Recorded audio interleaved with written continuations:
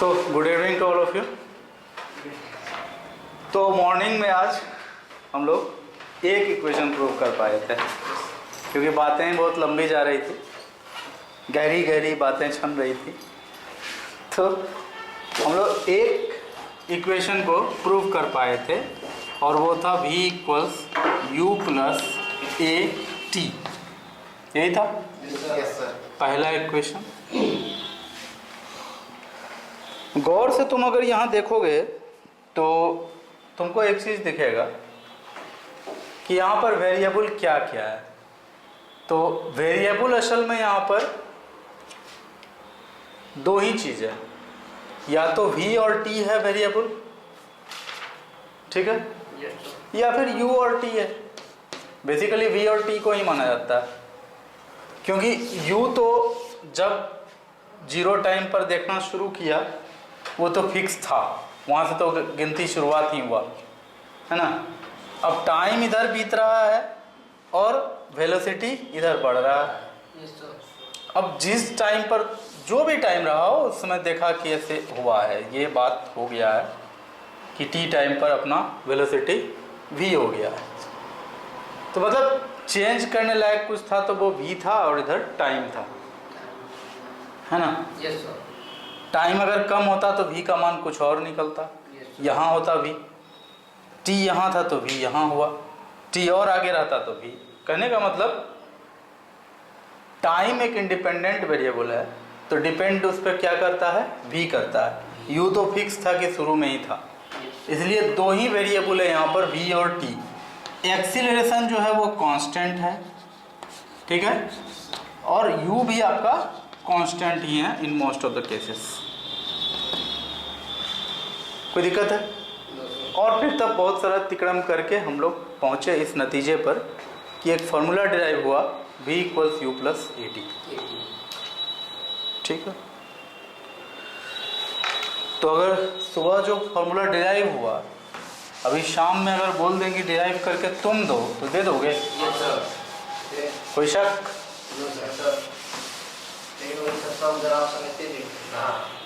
हाँ ठीक है,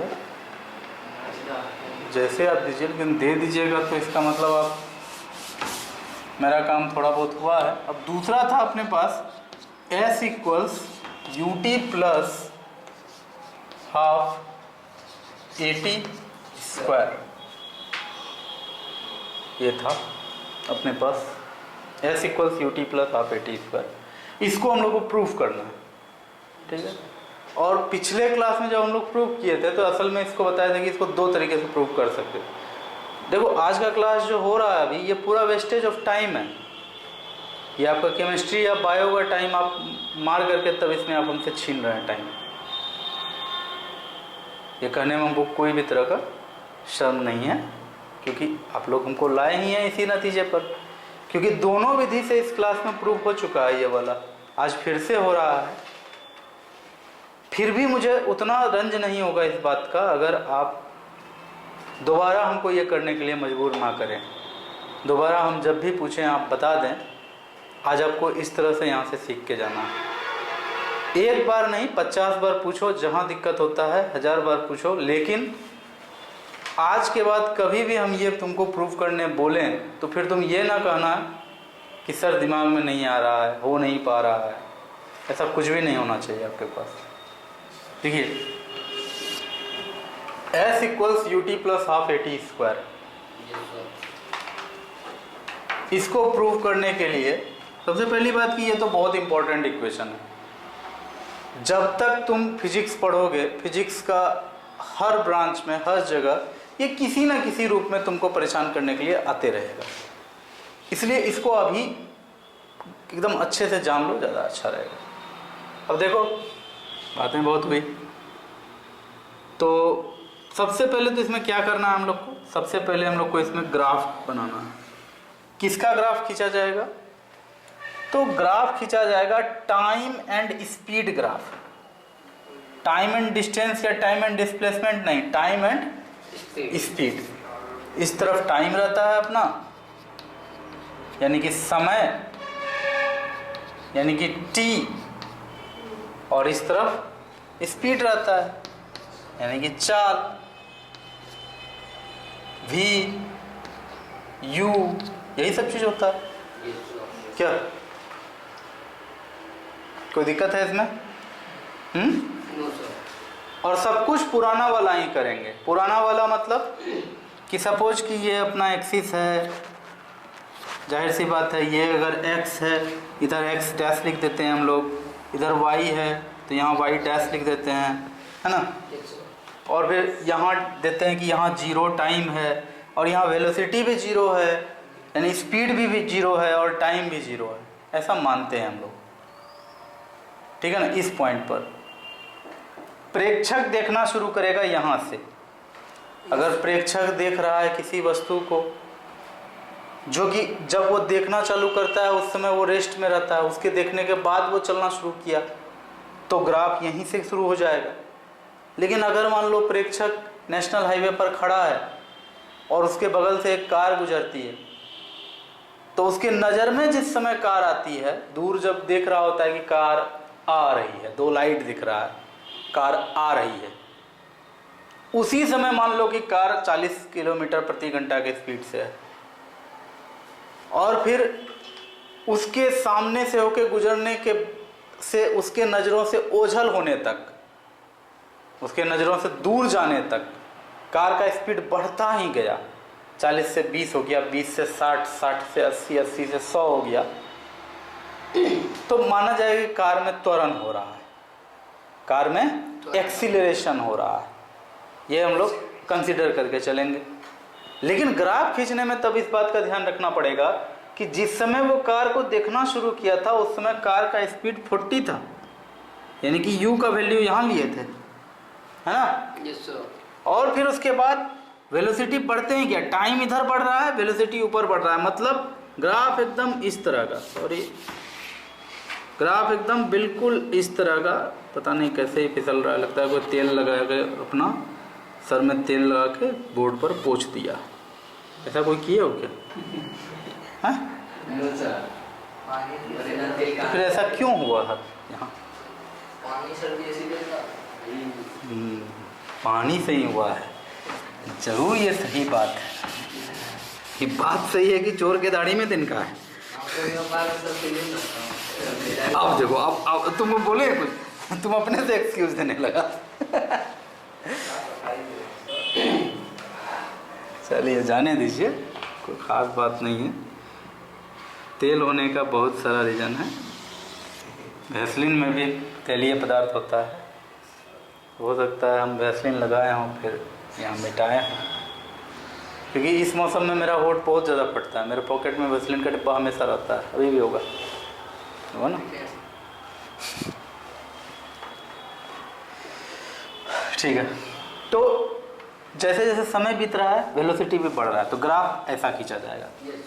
ठीक है, मान लेते हैं कि एक समय आता है जब इसका वेलोसिटी v हो जाता है। ठीक है, एक ऐसा समय आ जाता है जब उसका वेग बढ़ के v हो जाता है, तो उस समय के लिए अब हम लोग बात करते हैं। चलो देखो,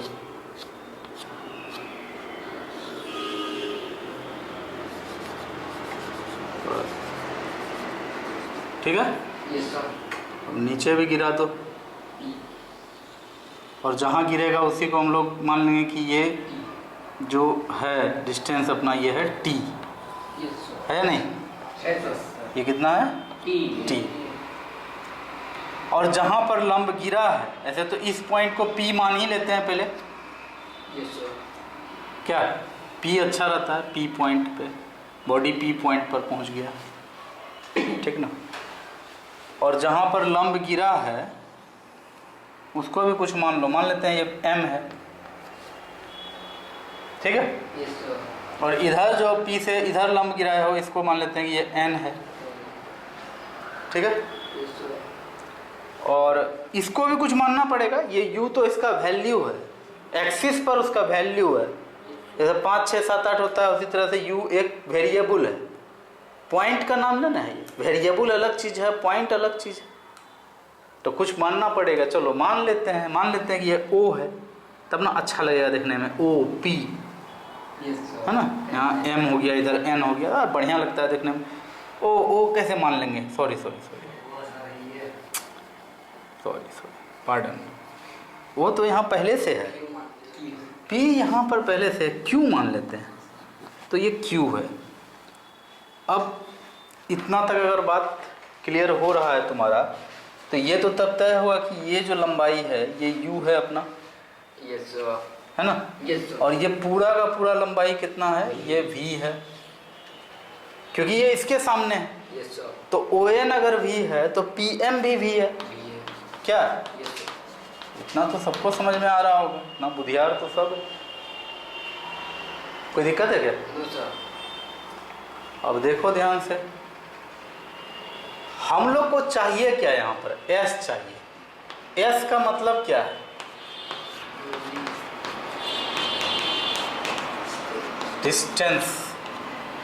डिस्टेंस चाहिए हम लोगों को, नहीं? और डिस्टेंस के लिए एक फॉर्मूला तुम लोग को बताए थे, या कंसेप्ट बताए थे इसमें, कि ऐसा है कि इसमें डिस्टेंस का, जब भी चाल समय का ग्राफ होता है, चाल समय ग्राफ में रेखा अथवा वक्र, जो कह लो, वक्र के नीचे, वक्र के नीचे का क्षेत्रफल, ये लिखा है भी कि चाल समय का ग्राफ में जो ग्राफ है उसके नीचे का पूरा एरिया ही क्या होता है, अपने आप में क्षेत्रफल होता है। एरिया ही क्षेत्रफल होता है। वाह वाह, क्या बात बोले हैं। पूरा का पूरा एरिया यानी क्षेत्रफल ही क्या होता है, दूरी होता है। जब दूरी का मान निकालना होता है तो हम लोग इस तरह के ग्राफ में ये वाला एरिया निकालते हैं। ये वाला एरिया मतलब ये वाला एरिया।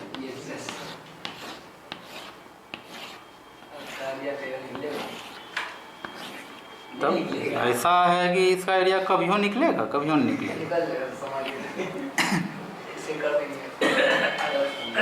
बोलता कैसे है तुम लोग? क्या बीच वाला नहीं दिख रहा था? तो यहाँ पर इस केस में क्या हो जाएगा, इस केस में हो जाएगा चतुर्भुज। क्या है चतुर्भुज?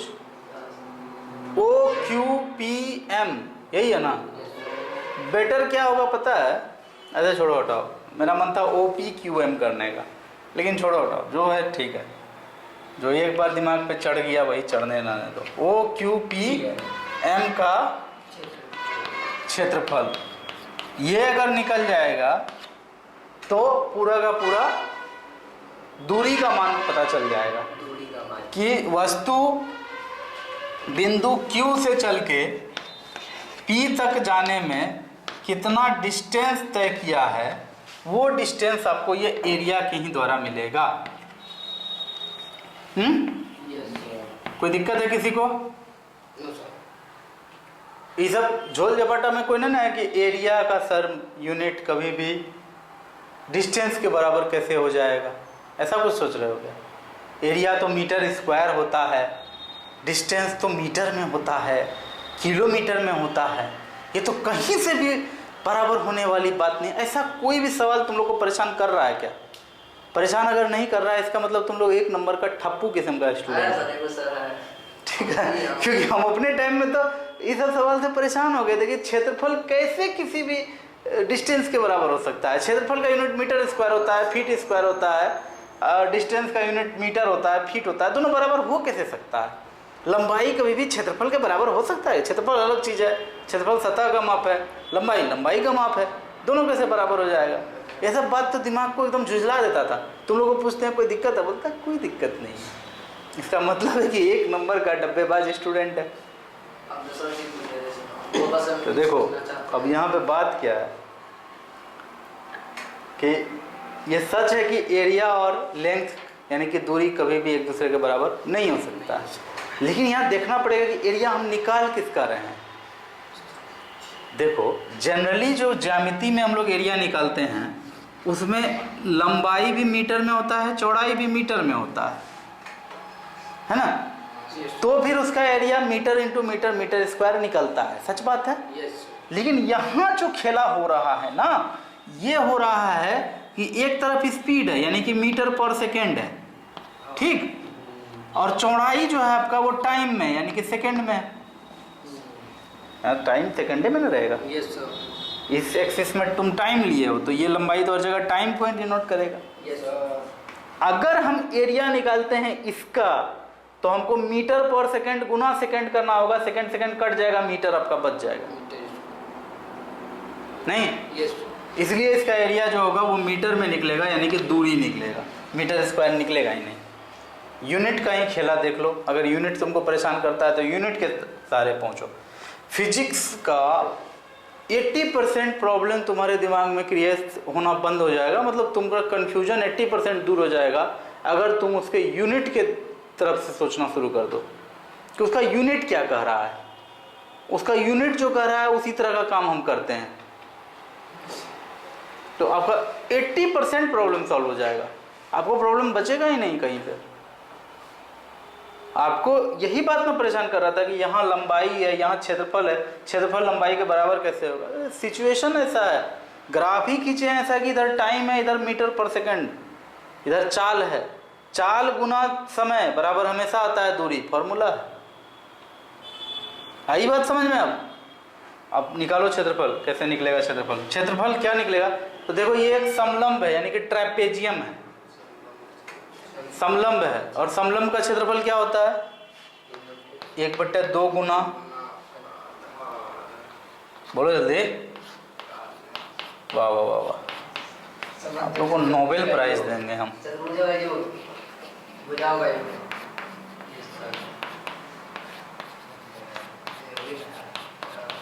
समांतर भुजाओं का योग गुना क्या, वो तो हम लिख रहे थे तो बोल दिया तुम लोग। देखो कुछ और है, वाह वाह वाह वाह। अब देखना तुम अभी बोलेगा, देखना। हाँ देखा ना, बोल दिया तुम लोग बहुत विद्वान सब है जी, वो तो तुम लोग को पता नहीं है। पढ़ा है 4 दिन पहले, 1/2 गुना समांतर भुजाओं का योग क्या हो जाएगा? देखो तो क्या होगा।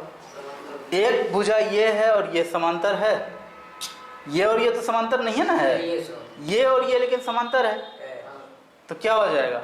OQ plus PM। देखो प्राइम मिनिस्टर को हम लोग क्या करते हैं, कहाँ कहाँ फंसाते हैं।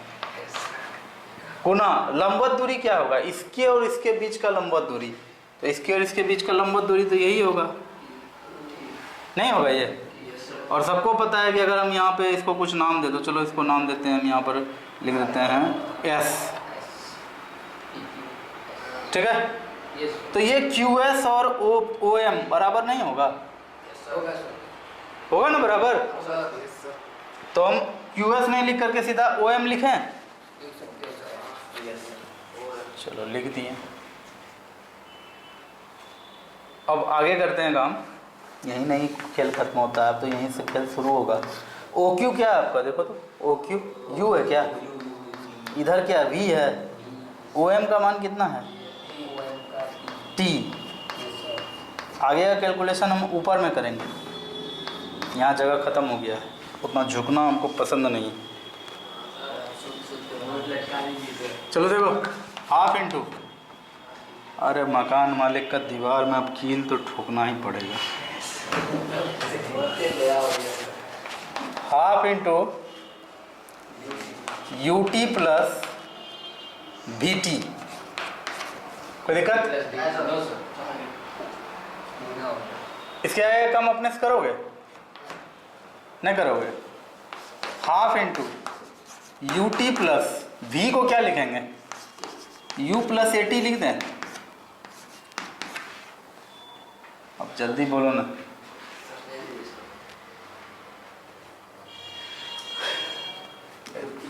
ऐसा क्या लिख दिया हम?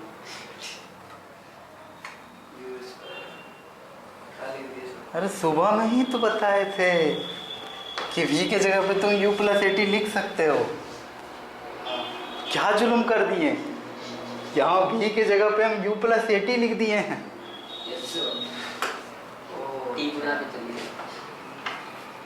कोई दिक्कत हुआ? नहीं ना? चलिए शुक्र है, कोई दिक्कत नहीं हुआ। Half U T plus half into half, तो इसमें भी जाके गुना होगा, u इंटू टी जाके गुना हुआ, अलग अलग कर लो आप, है ना। Half into A into T into T, यहाँ half into A into T into T, T square हुआ।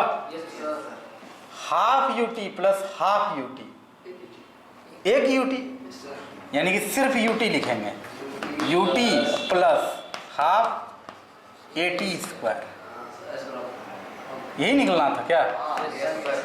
तो इसमें बताओ कहीं भी कुछ ऐसा रॉकेट साइंस लग गया है क्या? तो एकदम बच्चा वाला बात है। बच्चे लोग करते भी हैं इसको प्रूव, आप लोग थोड़े भी सयाने हो गए हैं, अभी भी बेवकूफ़ नंबर 1 बच्चा सब है। ठीक है, ज़्यादा नहीं डुलाएंगे, यही आपका फॉर्मूला है। लेकिन हम यहाँ ये जो करके दिए हैं, कहानी यहीं ख़त्म नहीं होता है। ये दाल भात कौर ने बांध के खा के निकलना है। ये करने के बाद आपको इसका क्षेत्रफल कैसे निकालना है, ओ क्यू पी एम का क्षेत्रफल। अगले स्टेप में होगा आयत ओ क्यू एस एम का क्षेत्रफल जोड़ त्रिभुज क्यू एस पी का क्षेत्रफल। यानी कि पहले आयत का क्षेत्रफल निकालिए, ठीक है, ये आयत का क्षेत्रफल हो जाएगा। और फिर उसके बाद तब आपको निकालना है त्रिभुज का क्षेत्रफल। ये अलग और वो अलग, हाँ।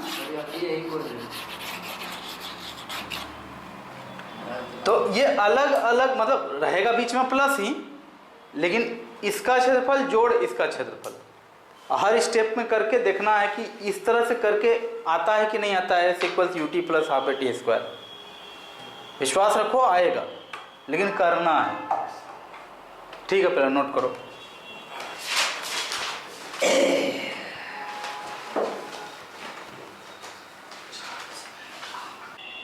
अब तीसरा इक्वेशन है आपका v square minus U square बराबर 2as।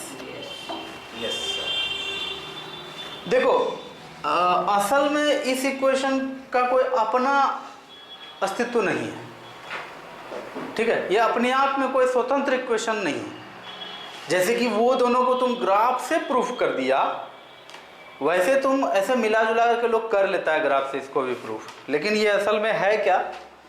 तो असल में ये पुराना वाला जो दो ठो तुम प्रूफ किया है कि v equals you plus A T, ठीक है, बॉडी इतना हिलता है ना, v equals you plus A T. दूसरा था s equals you T plus half A T square. ये दो समीकरण था ना, बस यही दो का मिश्रण है ये वाला, अलग से कुछ नहीं है। लेकिन समझो बात को, जरूरत क्या है फिर इसको डिराइव करके, इसको इतना महान स्थान क्यों दिया गया है? महान स्थान इसलिए दिया गया है कि क्वेश्चन तुम देखोगे, जो तुमको क्वेश्चन पूछा जाएगा वो तुमको फंसाएगा। कभी तुम्हारे क्वेश्चन में दूरी दे देगा, प्रारंभिक चाल दे देगा, समय दे देगा, बोलेगा त्वरण क्या है। सब चीज़ देने के बाद अगर एक चीज़ मांगेगा तो तुम दे भी दोगे, कोई खास बात नहीं है देना, ठीक ना। अगर तुमको दूरी दे दे, समय दे दे, त्वरण भी दे दे, तो बोलेगा कि प्रारंभिक वेग कितना था, तो तुम बता दोगे, ठीक है।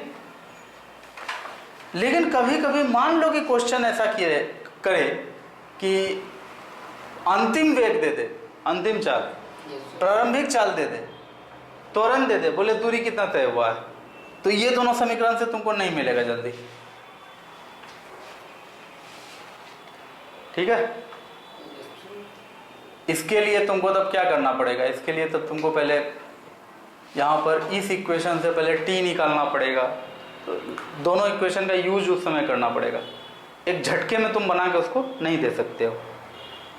और इस इक्वेशन के बारे में अगर पता है, ये फॉर्मूला दिमाग में है, तो फिर तुरंत दे दोगे इसका जवाब।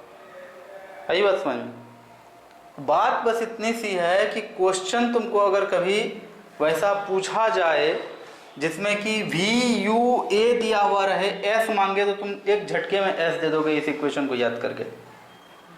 अगर वी ए एस दे दिया है तो तुम यू बता दोगे उसको, ठीक है। बस इसीलिए तो चलो प्रूफ भी कर लेते हैं, LHS लेके चलते हैं, RHS तक दिखा देते हैं और क्या करेंगे।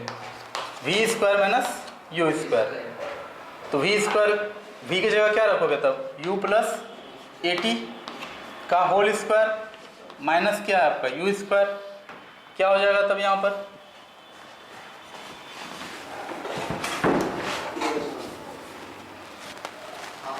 अब देखो U square plus A T का whole square plus 2 into U into A T plus plus नहीं, यहाँ क्या है minus U square, U square से यू स्क्वायर खत्म, अब क्या बचा आपके पास ए स्क्वायर टी स्क्वायर, यहाँ होगा ना A square T square plus 2u A T, इतना ही आएगा। ठीक है, इतना आया, कोई बात नहीं है। अब इसमें हम क्या करेंगे, जो जो चीज़ दोनों जगह दिखता है उसको कॉमन लेने का कोशिश करेंगे। जैसे कि a और t, यहाँ भी a है t है, यहाँ भी a और t है, कोई दिक्कत है। यहाँ पर 2 है लेकिन यहाँ 2 नहीं है, तो हम यहाँ पर 2 ऊपर भी गुना कर देते हैं, 2 नीचे भी गुना कर देते हैं, कुछ कारण है, इसीलिए थोड़ा सा ये सब प्रोसेस तो आपको याद रखना पड़ेगा। दोनों जगह यहाँ पर गुना कर दिए 2 ऊपर नीचे, तो अब यहाँ पर 2 आ गया, यहाँ भी 2 है, तो क्या हम यहाँ पर 280 कॉमन ले सकते हैं? ले लेते हैं। तो क्या बचेगा अब यहाँ पर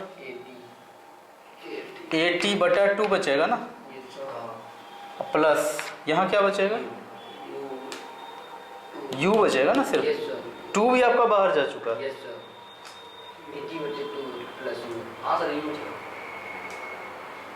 u बचेगा नहीं।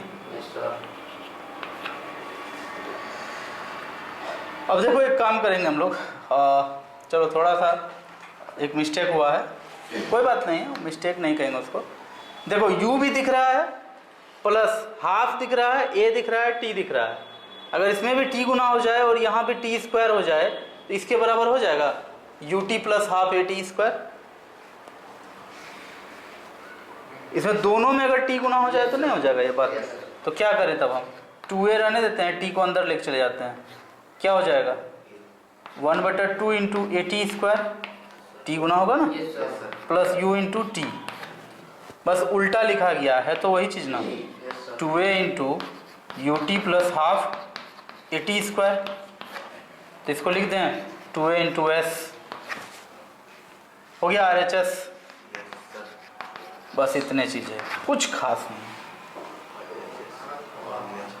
कोई दिक्कत है। अब ये 3 इक्वेशन आपका प्रूव हो गया है, जो कि बहुत ही इंपॉर्टेंट है ये तीनों, ठीक है। इसके ऊपर करीब 30-32 क्वेश्चन है आपके फिजिक्स के बुक में।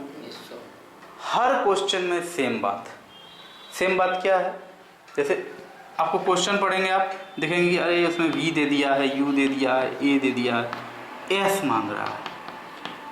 जैसे ये बात आप देखेंगे आपके दिमाग में तीनों इक्वेशन पहले गुजरना चाहिए, तीनों इक्वेशन कि v equals you plus A T, v equals you plus A T में कहीं s नहीं है, मारो गोली इसको हटाओ, इससे नहीं होगा।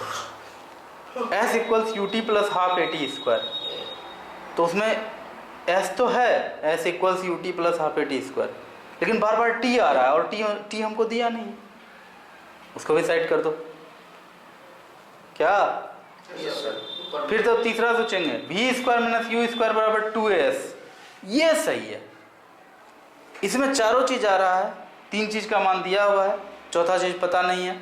जब इक्वेशन में डालेंगे सब कांस्टेंट रहेगा, एक वेरिएबल रहेगा, तुरंत आंसर निकल जाएगा। बस उस फॉर्मूला को लेके चलना है, आंसर निकल जाएगा, कोई खास बात नहीं है,